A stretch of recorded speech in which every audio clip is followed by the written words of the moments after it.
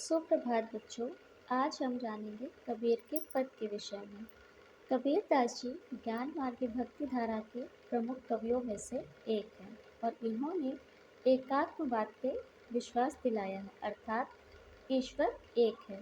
तो इनका पहला पद है, हम तो एक एक करि जाना, दोई कहे तिनहि को दो जग, जिन नाहिन पहचाना।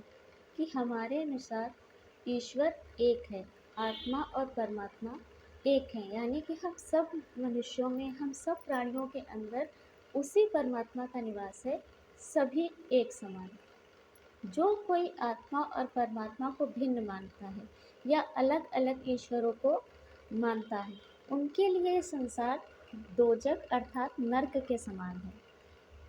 एकै पवन एकै पानी एकै ज्योति समाना। तो हम सभी मनुष्यों के अंदर और बाहर एक ही प्रकार की पवन प्रकृति में यानी कि हवा, एक ही तरह का पानी और एक ही तरह का ज्योति यानी कि अंतरात्मा, एक जो शक्ति होती है वो हम सब के अंदर एक जैसी है। कोई अंतर भगवान ने, ईश्वर ने, परमात्मा ने नहीं किया है।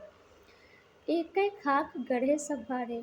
एक ही चाक पर ईश्वर ने, एक जो ईश्वर रूपी कुम्हार है उसने हम सबको एक ही खाक यानी कि एक ही चाक पर बर्तनों की तरह बनाया है। जैसे कुम्हार बर्तन बनाता है, वैसे ही हमारी रचना ईश्वर ने एक समान की है। भले ही उनके आकार, रूप, रंग अलग हैं। जैसे सारे बर्तन कुम्हार बनाता है तो उनका साइज़ अलग होता है, कलर अलग होता है, लेकिन उनकी मिट्टी एक होती है, उसका भाव एक होता है। वैसे ही हम मनुष्यों को भी परमात्मा ने वैसे ही रूप रंग में भले ही अलग बनाया, लेकिन अंतर आत्मा हम सबकी एक जैसी है। जैसे बाढ़ी काष्ठ ही काटे, अग्नि न काटे कोई। जैसे लकड़ी काटने वाले जो होते हैं, वे लकड़ी को तो काटा जा सकता है, लेकिन क्या आग को काटा जा सकता है?